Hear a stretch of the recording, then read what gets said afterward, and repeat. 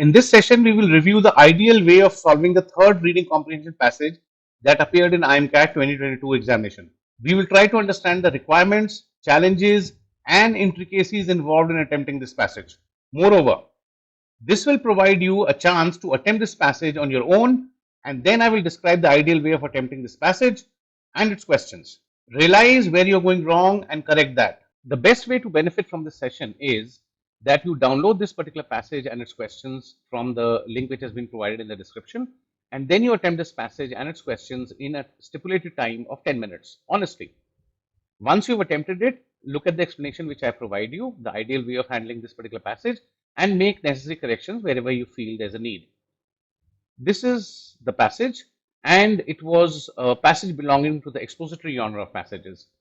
Expository passages are those passages which give you knowledge about a certain topic, the way a teacher probably would teach you that particular topic.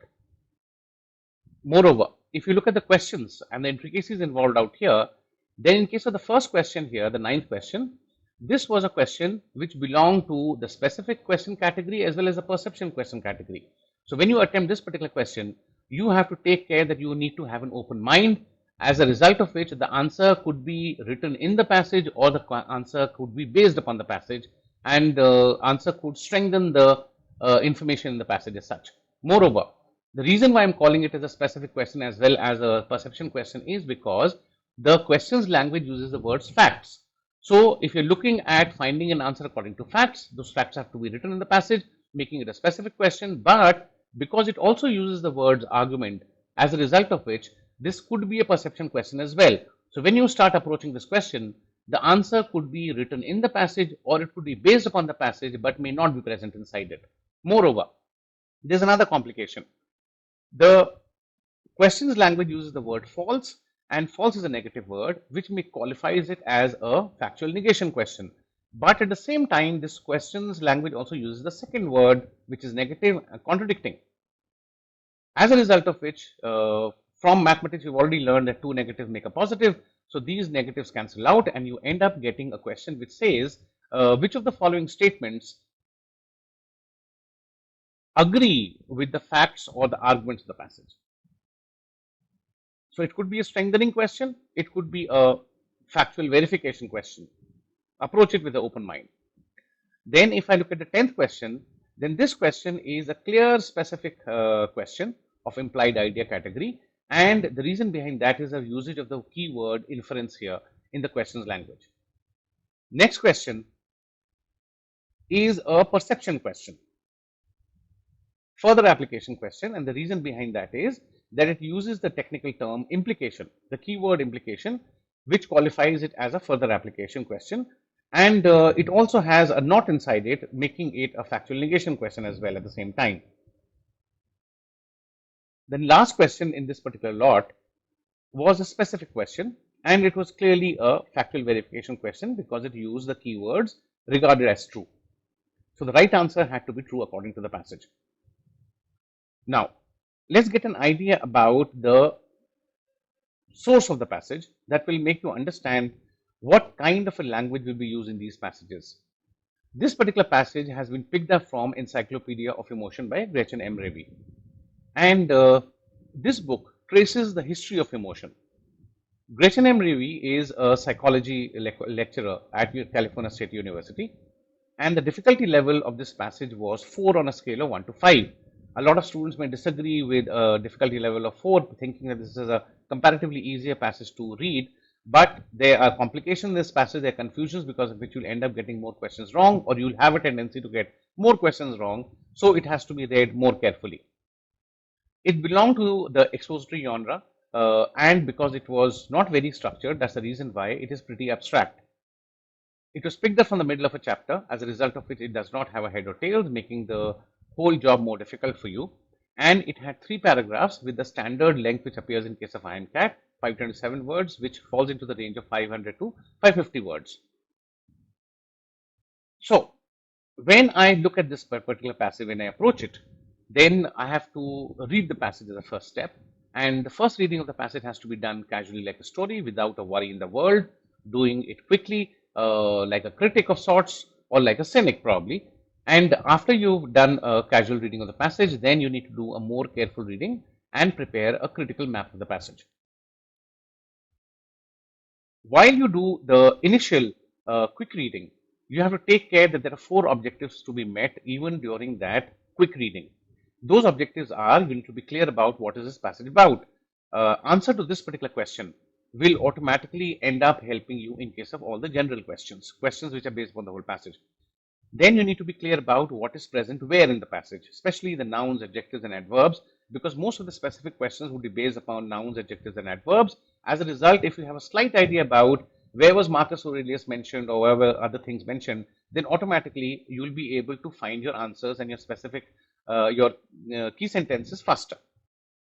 You also have to keep an eye upon what is the viewpoint of the author and is the author trying to convince you about the viewpoint. Moreover, if the author does not have a viewpoint and has a neutral stance upon it, there may be people or organizations in the passage which may have a viewpoint. And in this particular case, yes, there's a viewpoint present of people who belong to people who are Stoics and people who are Epicureans and people who belong to various religions also.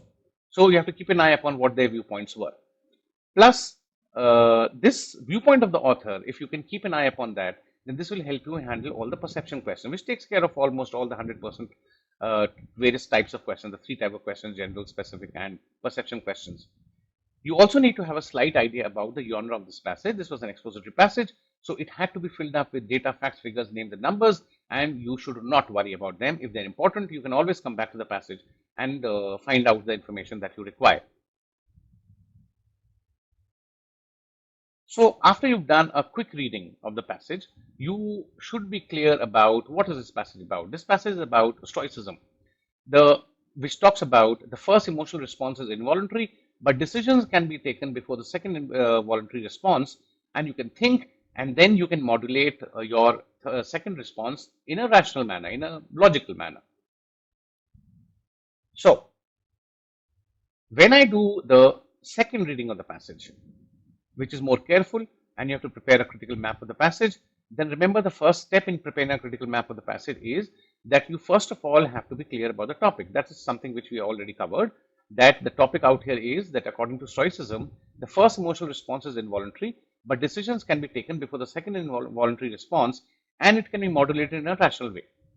This topic has to be found out from the first paragraph of the passage. After you found the topic of the first paragraph, then you need to look at the argument of the paragraph or the basic knowledge which this particular paragraph is trying to give you.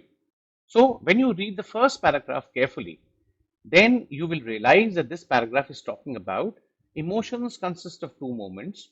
The first is an involuntary, physiological, and expressive response. According to the Stoics, the second movement can be controlled and should be reasoned and unemotional response. Once this is done, then you look at the second paragraph.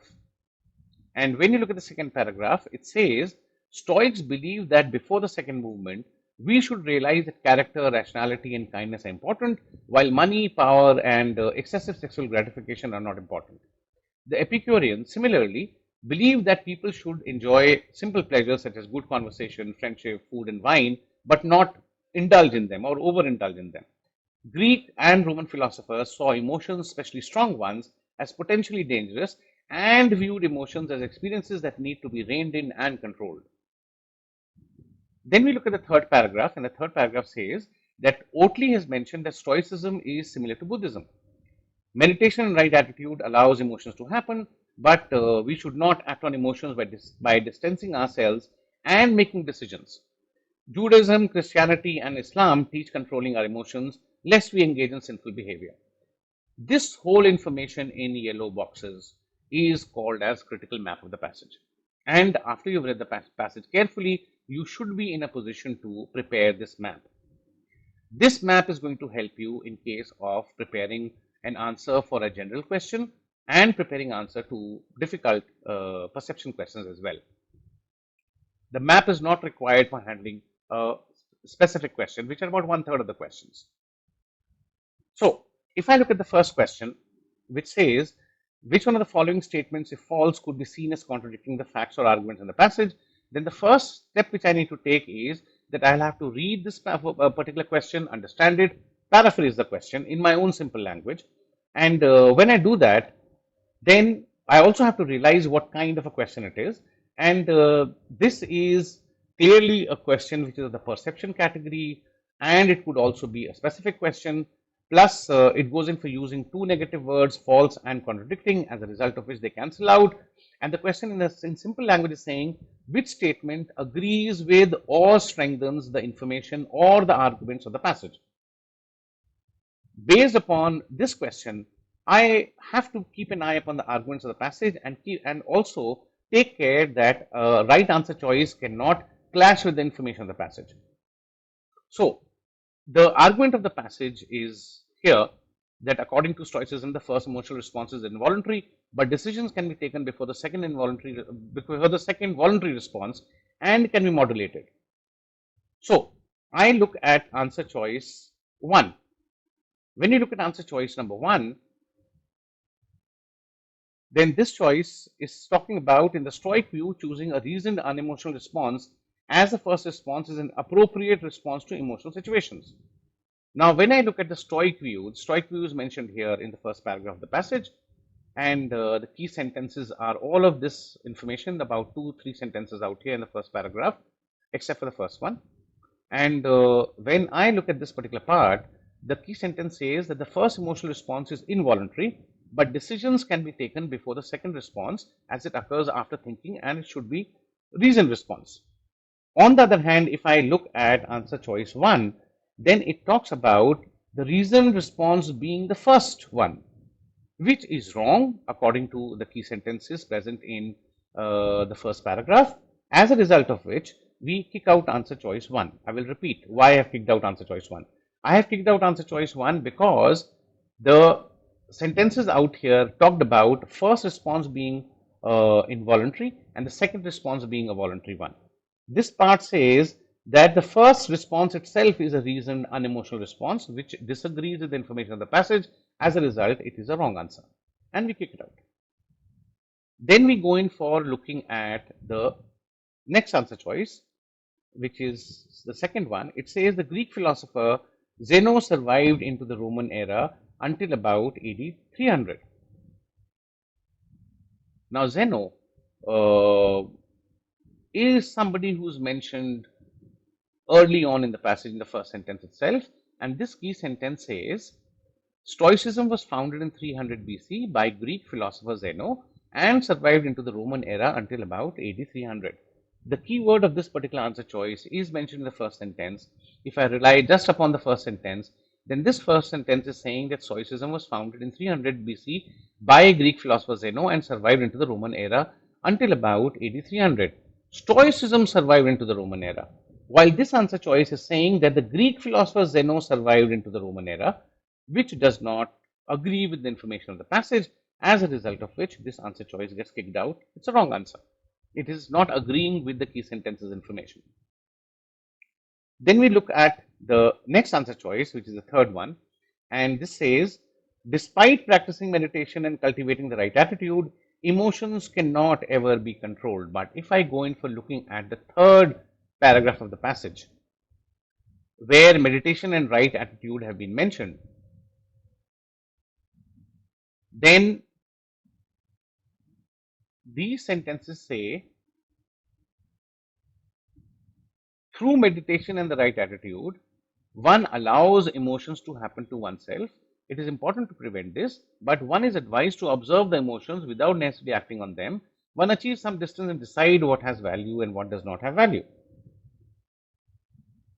This part of the passage says that by practicing meditation and right attitude, you can work on your emotions. That's the reason why it is being advised. While answer choice third is saying that despite practicing meditation and cultivating the right attitude, emotions cannot ever be controlled. That makes it wrong. And we can kick it out. Now we come to the fourth answer choice, which says, in the Epicurean view, indulging in simple pleasures is not desirable.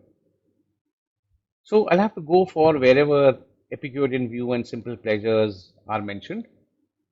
Simple pleasures is the keyword out here. And simple pleasures is mentioned in the second paragraph, somewhere in the middle. And if I read this particular key sentence, then this sentence is saying the Epicureans, first associated with the Greek philosopher Epicurus, held a similar view, believing that people should enjoy simple pleasures such as good conversation, friendship, food, and wine, but not be indulgent in these pursuits and not follow passion for these things. And if I look at answer choice 4, it also says indulging in simple pleasures is not desirable. So, although you can enjoy these simple pleasures, but you cannot be indulgent in them, you cannot indulge in them. That is what makes answer choice 4 the correct answer, and we go in for choosing it. Now, let us look at the next question, question number 10, which says which of the following statements would be an accurate inference from the example of Marcus Aurelius. In simple language, this question is saying what can be inferred from the example of Marcus Aurelius, and the word inference is written here.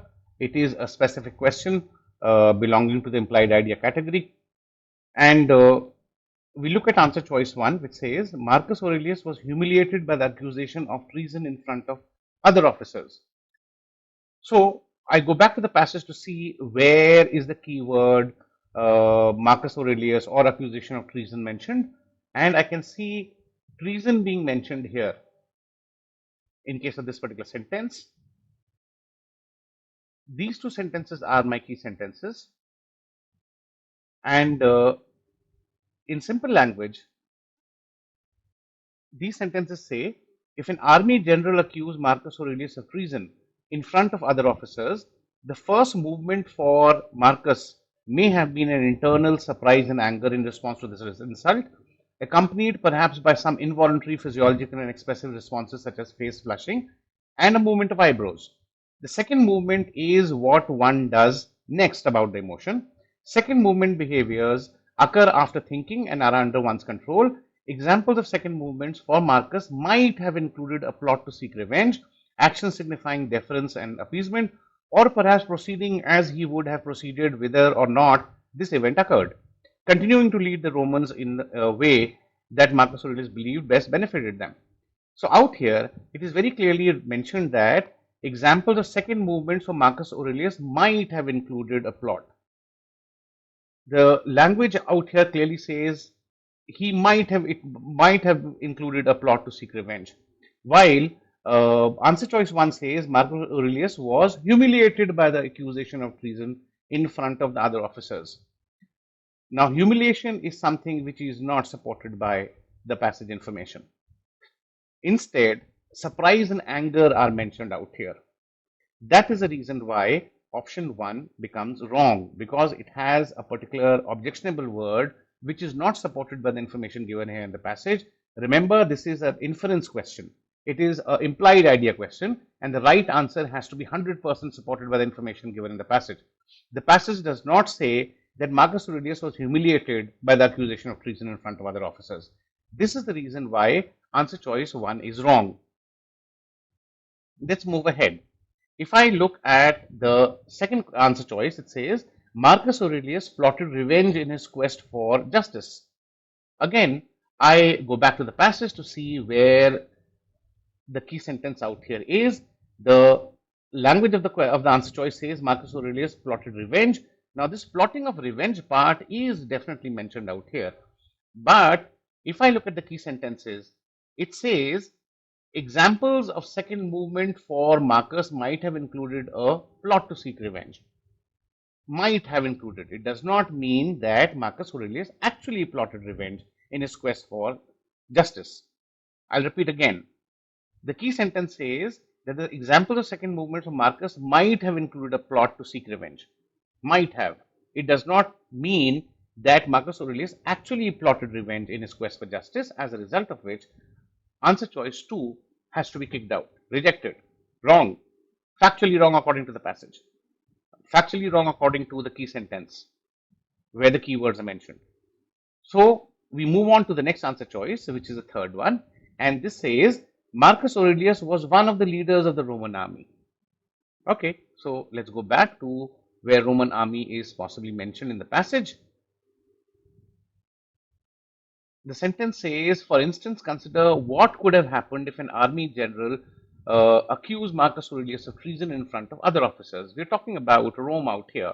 So, Marcus Aurelius is mentioned as one of the officers in case of this particular sentence, which makes answer choice 3 the correct answer.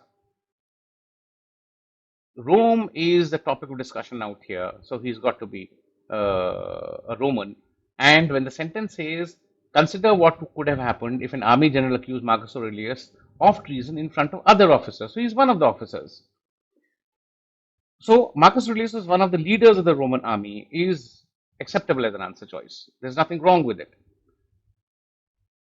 We'll accept that, we'll not kick it out. I'm not saying it is the right answer so far. Then I look at the fourth answer choice. It says Marcus Aurelius was a Stoic whose philosophy survived into the Roman era. Now, this information about philosophy surviving into the Roman era is something which is mentioned in the first sentence itself, which says Stoicism was founded in 300 BC by the Greek philosopher Zeno and survived into the Roman era until about AD 300. So, Stoicism survived into the Roman era and it was founded by the Greek philosopher Zeno, which disagrees with this information, which says Marcus Aurelius himself survived into the Roman era, or he was a Stoic. I do not get that impression out here. That is the reason why fourth answer choice is the wrong one, and we end up kicking it out.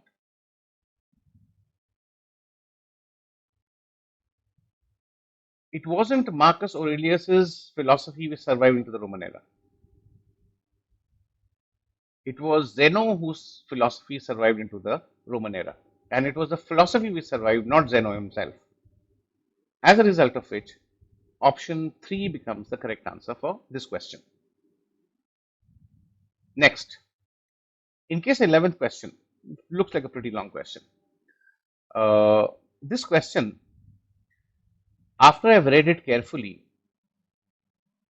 and I've understood it and paraphrased the question, then in simple language, this question is saying that which statement is not an implication of the given sentence. So it's an implied idea question. It's a perception question. And because you're talking about application, that means it may be a forward application question as such. So if the question is which statement is not an implication of the given sentence, I need to look at that sentence carefully once again. I'll read the question. It says, the sentence, through meditation and the right attitude, one allows emotions to happen to oneself. It is impossible to prevent this. But one is advised to observe the emotions without necessarily acting on them. One achieves some distance and decides what has value and what does not have value. In the context of the passage, which one of the following is not a possible implication of the quoted statement. So if I look at answer choice 1, which says emotional responses can make it difficult to distinguish between valuable experiences from valueless experiences. So I go back to that key sentence of ours, which says through meditation and the right attitude, one allows emotions to oneself. It is impossible to prevent this, but one is advised to observe the emotions without necessarily acting on them. One achieves some distance and decides what has value and what does not have value. This answer choice number 1 is clearly saying it is difficult to distinguish, although the passage says that it is advised that we distinguish and decide what has value and what does not have value. That is the reason why answer choice 1, which disagrees with the passage information, has to be kicked out. Then we look at answer choice 2, which says the observation of emotions in a distant manner corresponds to the second movement referred to earlier in the passage.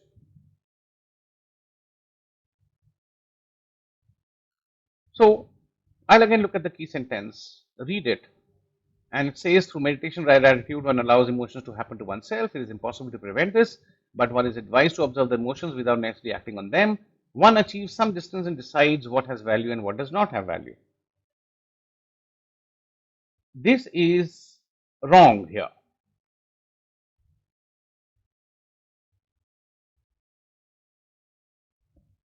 You have to achieve that distance. And then decide what has value and what does not have value. You have to achieve distance from the emotions without necessarily acting upon them. While answer choice 2 says the observation of emotions in a distant manner corresponds to second movement referred to earlier in the passage. So this does not agree 100% with whatever the key sentence says. And we move on to the next answer choice, which says meditation allows certain out of body experiences that permit us to gain the distance necessary to control our emotions. If I look at the key sentence, it is through meditation that you can do this, and you are advised to observe the emotions without necessarily acting on them. One achieves some distance, which means you move away. It's almost like an out of body experience, which permits you to gain the distance necessary to control your emotions.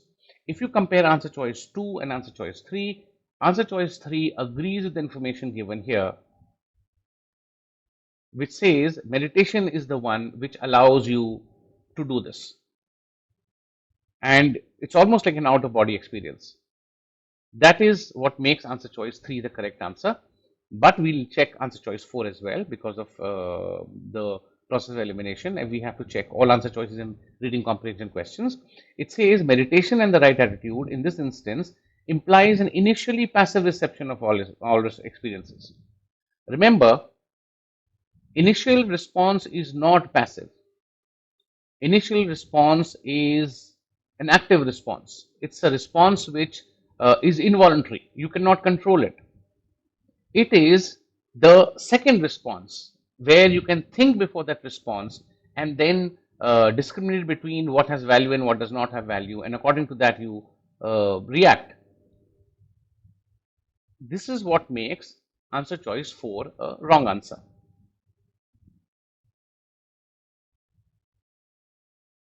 We end up choosing option 3 for this particular question.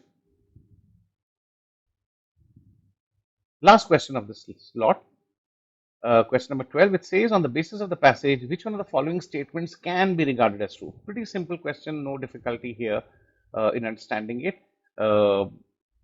When I paraphrase this question, then I can very clearly see it is a factual verification question. It is saying which one of the following can be regarded as true, and in simple language, the question is saying which statement is right according to the passage. So I go back to the passage and I'll have to individually check all the answer choices. The keywords now are in the answer choices. The first answer choice says there were no Stoics in India at the time of the Roman civilization. So, if I look at the third paragraph says, as Oatley in 2004 points out, the Stoic idea bears some similarity to Buddhism. Buddha, living in India in the 6th century BC, argued for cultivating a certain attitude that decreases the probability of, in Stoic terms, destructive second movements. This is something which is wrong according to the passage because there were Stoics in India at the time of the Roman civilization. Stoicism was founded in 300 BC, and here we're talking about 6th century BC. So, starting from 6th century BC onwards, there were Stoics actually in India. And during the time of Roman civilization, Stoics were present in India, which makes answer choice 1 wrong because it says there were no Stoics in India at the time of Roman civilization, which was somewhere around 300 BC according to the passage. We move on to the next answer choice. It says the Epicureans believed in controlling all emotions. So I go back to wherever Epicureans are mentioned and I read that sentence. This sentence says the Epicureans, first associated with Greek philosopher Epicurus, held a similar view, believing that people should enjoy simple pleasures such as good conversation, friendship, food, and wine, but not be indulgent in these pursuits and not follow passion for these things that hold no real value like power and money. Second answer choice is saying the Epicureans believed in controlling all emotions. I do not get an impression there because Epicureans even said that you should enjoy simple pleasures such as good conversation, friendship, food, and wine, but not be indulgent in these pursuits. That is what makes the second answer choice wrong and it gets kicked out. We look at the third answer choice, which says The Stoics valorize the pursuit of money, power, and sexual gratification. So let's go back to wherever pursuit of money, power, and sexual gratification is mentioned. It's mentioned here in this key sentence. Power and money is mentioned here. And this part does not show at all that Stoics said that pursuit of money, power, and sexual gratification is great and you should do more of that. It disagrees with the information given here. Not be indulgent in these pursuits and not follow passion for those things that hold no real value, like power and money. The word valorize means to increase the value of something. Stoics really did not think that power and money had any value at all. That is the reason why answer choice 3 has to be kicked out. Then comes the fourth answer choice, which says the Stoic influences can be seen in multiple religions. And if I go back to the passage, then I have a key sentence out here which says, additionally, the Stoic idea of developing virtue in oneself, of becoming a good person, which the Stoics believed we could do because we have a touch of divine, laid the foundation for three monotheistic religions: Judaism, Christianity, and Islam. So the Stoic influence is something which laid the foundation of three monotheistic religions. As a result, Stoic influence can be seen in multiple religions. This fourth answer choice is something which agrees with the answer, with the passage information, and we choose this as the right answer. Fourth. Okay, as a follow-up to this particular session, in later sessions, we will learn more concepts tested on IIM-CAT and XAT. We learn why identification of the passage genre, or what type of passage it is really, is important and how to do it. And we learn the ideal way of answering previous year questions that have already appeared on IIM-CAT and XAT, and these are the most valuable, important questions for all of us. Whatever be our method of solving questions, if that method works on these questions, that means you're on the right track. Moreover, if you found this video session helpful, then you can subscribe this YouTube channel, Aptitude Test Preparation, so that you can automatically get the future instructional videos that I plan to upload on a weekly or a fortnightly basis. Moreover, please like this video and leave your feedback as a comment. Your engagement lets YouTube know that this content deserves a wider reach and it will be shown to a greater number of students like you. And I also want you to share this video with your fellow aspirants so that others can also benefit. That's all for today. Bye.